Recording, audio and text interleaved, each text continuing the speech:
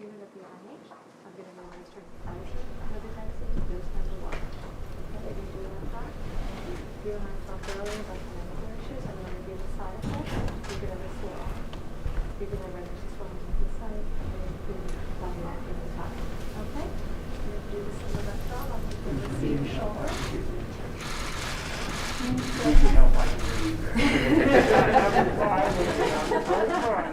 Trust me, I will.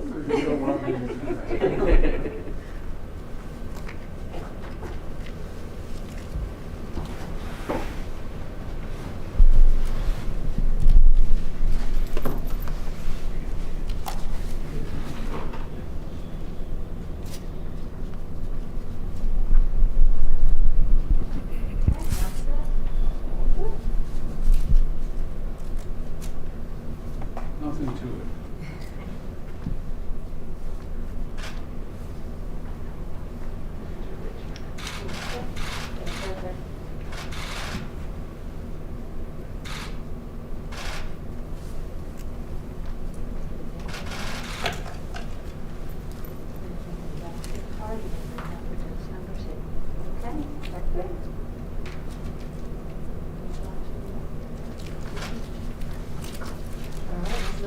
Well done.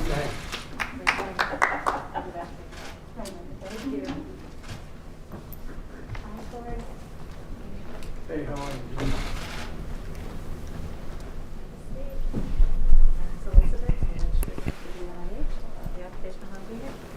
You're going to be receiving Pfizer dose number 1 COVID vaccine. It's going to be in your shoulder.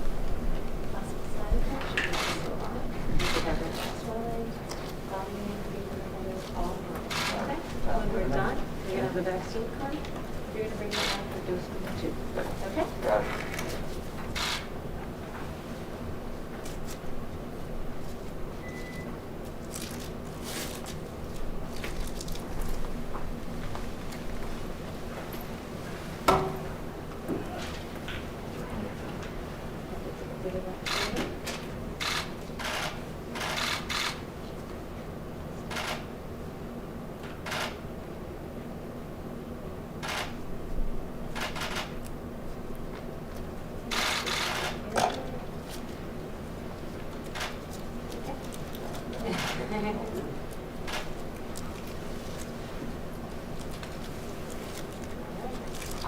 Thank you very much.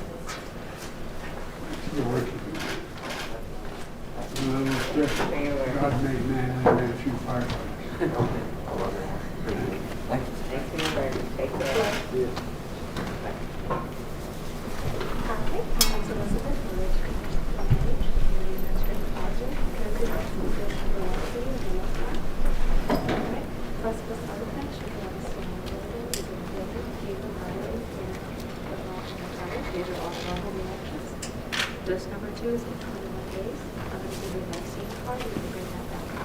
We have dose, we'll put that in. And I'm going to see the top of your shoulder. Maybe we get a shot on television. I think I'm going to get one. Thank you.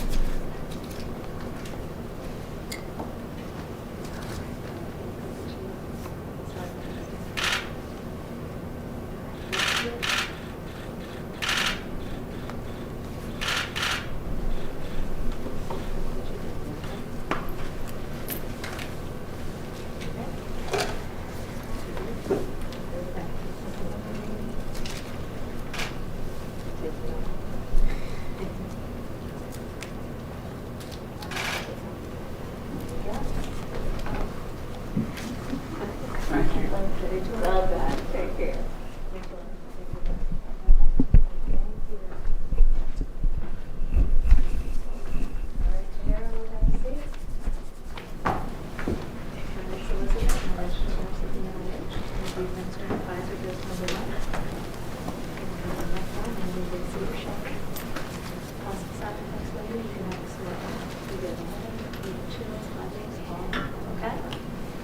Vaccine card when we're done. Hold on to that. Bring it back for dose number 2, which is due in 21 days. Okay?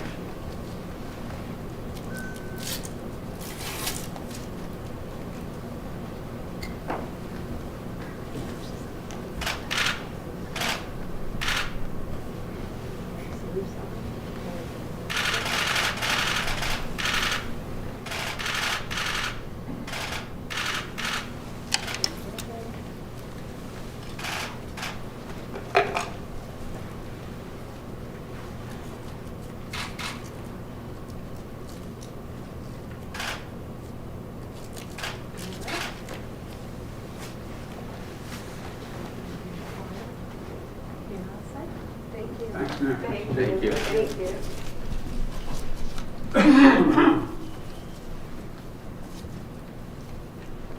Me? Yep.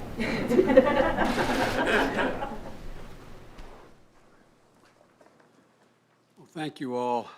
Dr. Fauci, thanks for your leadership. Thanks for being here. 2 weeks ago, I spent some time with you and Dr. Francis Collins, the director of the National Institute of Health at NIH. You gave me a tour of the Vaccine Research Center in Bethesda, Maryland. And it's the place where our top scientists spend years researching and developing vaccines and treatments for all kinds of viruses. The brilliant team there made possible the rapid deployment and development of COVID-19 vaccines, and they're truly remarkable. And this administration will follow the science to deliver more breakthroughs. You know, we are doing that to beat COVID-19 and other diseases like cancer, which is something that's so personal to so many families, including me and Kamala's and many of yours. We've asked Dr. Eric Lander, a renowned Harvard MIT scientist, to serve as my science advisor and head of the Office of Science and Technology Policy and co-lead the Presidential Council on Advisory Science and Technology. These are the White House offices that bring together the country's top scientists to address our most pressing needs.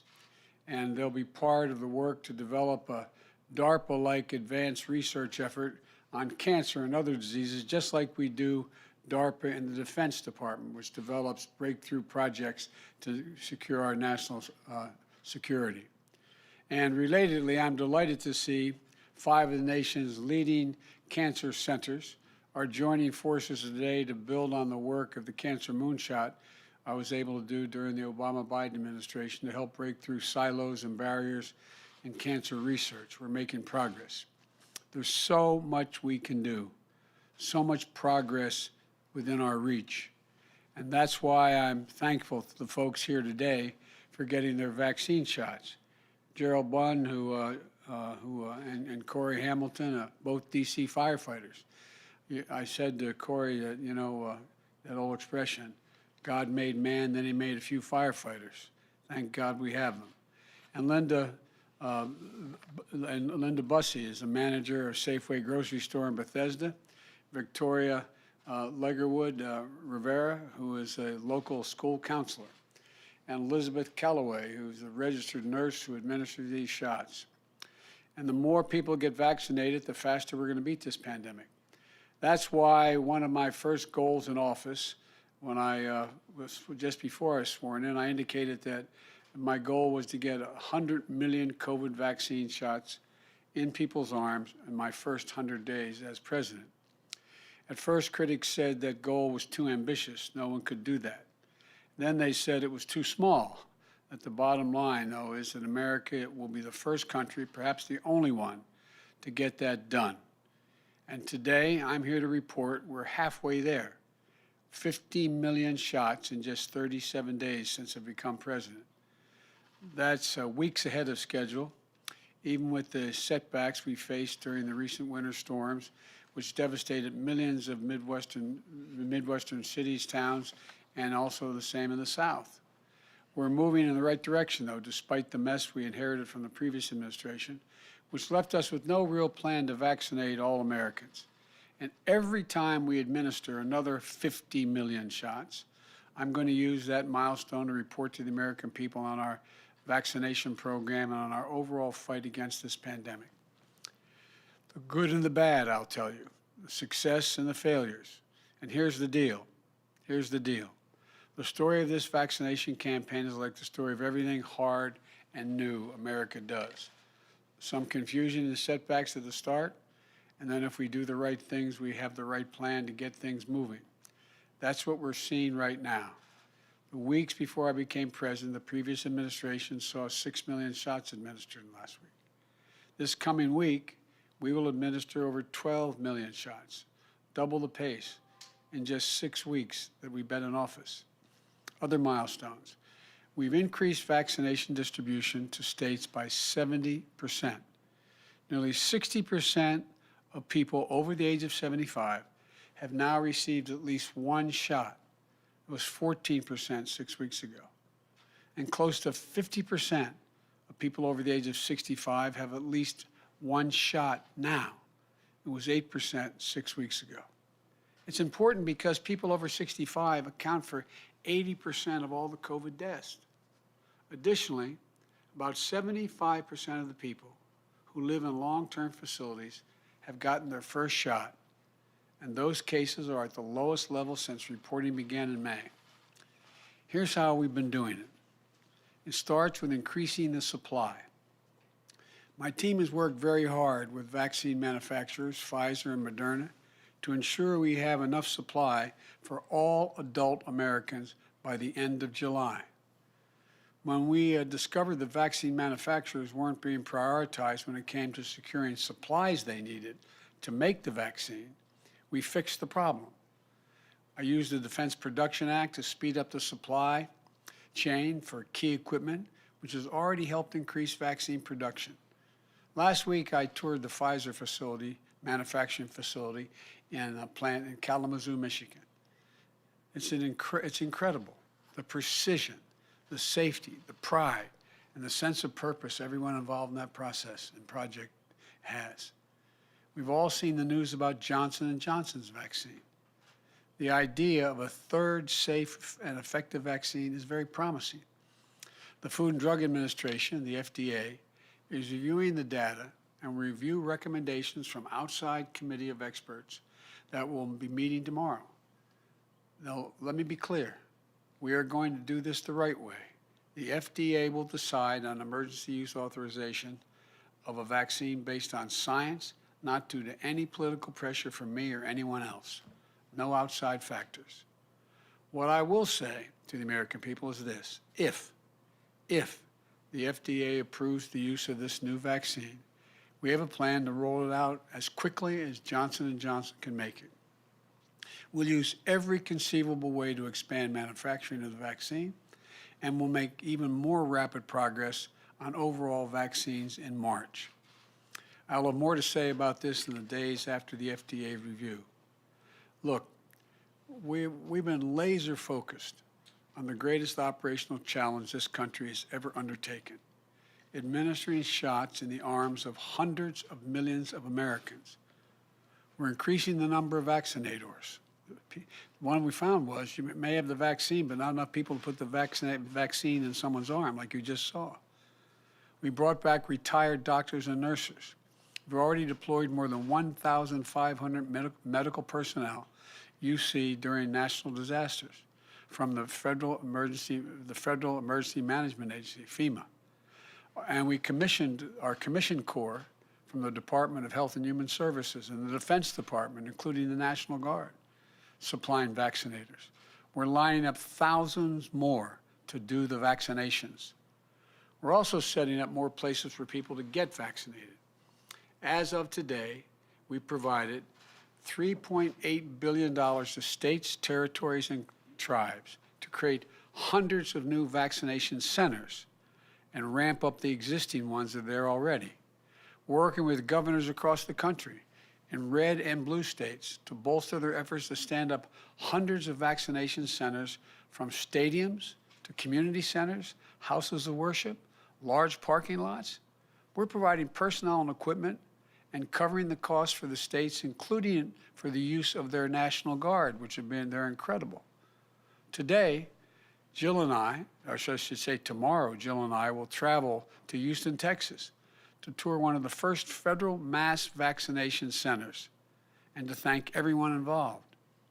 This is an example of the kind of partnership between federal, state, and local governments and public and private partners that's going to get this job done. We also sent millions of vaccines to thousands of local pharmacies all across America to make it easier for folks to get the vaccine shot like they would their flu shot, going to a familiar place, familiar folks that they can trust and know to get the shot. And for folks who don't live near a vaccination center or a pharmacy, we're deploying mobile units. These are special vehicles and pop-up clinics that meet folks where they live and where they don't have transportation to get the shots, to get to the places to get the shots. We've also started to send vaccines directly to community health centers to help the hard to reach folks in cities and small towns and rural communities, in Black, Latino, Native American communities that have higher rates of COVID infections and deaths than any other groups. As a result of these round-the-clock efforts, in 5 weeks, America's administered the most shots of any country in the world, with among the highest percentage of population fully vaccinated. That's progress we promised. It's also true that while COVID-19 vaccinations are up, COVID cases and hospitalizations are coming down. But I need to be honest with you. Cases and hospitalizations could go back up with new variants as they emerge. So I want to make something really very clear. This is not a time to relax. We must keep washing our hands, stay socially distanced, and for God's sake, wear a mask. Some of our progress in this fight is because so many Americans are stepping up and doing those things. And the worst thing we could do now is let our guard down. Of course, it's my hope to come back in the next report that after we've done another 50 million shots before the end of my first 100 days. But here's the critical point. As hard as it is now to believe, we're going to hit a phase in this effort, maybe as late as April or May, where many predict that instead of long lines of people waiting to get a shot, we'll face a very different scenario. We'll have the vaccine waiting. We'll have ramped up vaccine supplies. We'll have folks to administer the shots to the most of the people who aren't eager to get the shots. At least that's been the prediction. I don't think it's going to happen. I think more people see other people getting the shots. It's going to build confidence. But you know, at the same time, there are people who live in hard-to-reach areas who can't get them, and there are folks who are hesitant to take the shot in the first place. We all know there's a history in this country of subjecting certain communities to terrible medical and scientific abuse. But if there is one message that needs to cut through, it's this.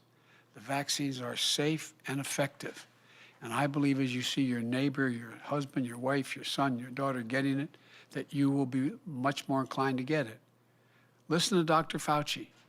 Listen to the scientists who developed these vaccines and the extensive and rigorous review they went through. I did. I took my shots publicly to demonstrate to the American people that it's safe and effective. But the time is coming, maybe 60 to 90 days, when the supply is adequate, but not enough people can access the shots or don't want them. To address that challenge, we're going to launch a massive campaign to educate people about vaccines, that they are safe and effective, and where to go to get those shots in the first place. And we're going to bring together leaders of all segments of our society to educate and encourage all Americans to get vaccinated. So I hope the Senate will soon confirm a key leader to that effort, my nominee for the Secretary of Health and Human Service, Javier Becerra, who did so well in this hearing this week. And I hope Congress passes the American Rescue Plan, which I've been pushing, which provides funds for everything we need to do to beat this pandemic and to get the economy going again. Now, critics say the plan is too big, that it costs too much. But let me ask a rhetorical question. What would you have me cut? What would you have me cut out? On vaccines alone, if we don't invest $20 billion to vaccinate the nation, doesn't that make sense? Or $160 billion in total toward the pandemic for testing, to protective gear, to vaccine production and distribution? I'm ready to hear any ideas on what will make the American Rescue Plan better, stronger, and effective. But we'll have to answer who will get helped and who will get hurt. I want to close with this. The question I'm asked most often is, when will things get back to normal? My answer is always honest and straightforward. I can't give you a date. I can only promise that we'll work as hard as we can to make that day come as soon as possible. While things are improving and we're going from a mess we inherited to moving in the right direction at a significant speed, this is not a victory lap. Everything is not fixed. We have a long way to go. And that day when everything gets back to normal depends on all of us. It depends on Congress passing the American Recovery Act, recovery plan. And also for us to remain vigilant, to look out for one another. I've said it before, wash your hands, stay socially distanced, wear a mask, get the vaccine when it's your turn. When your friend or neighbor or loved one is eligible, encourage them to get vaccinated. And above all, remember we can do this. This is the United States of America. There's nothing we can't do when we do it together. So it's not over yet, but we're getting close. And God willing, if we do all we know we have to do, we're going to beat this, beat it sooner than later. May God bless you all, and may God protect our troops. Thank you for your time. Mr. President, Thank you. Mr. President, whatever Still think happened that to your the king of promise Saudi from Arabia? 7 weeks ago that if Democrats flipped the Senate, the checks were going out the door? Come on, Peter, thank you. Go, guys. Thank you. Go. Come on, guys. We're going. My mask.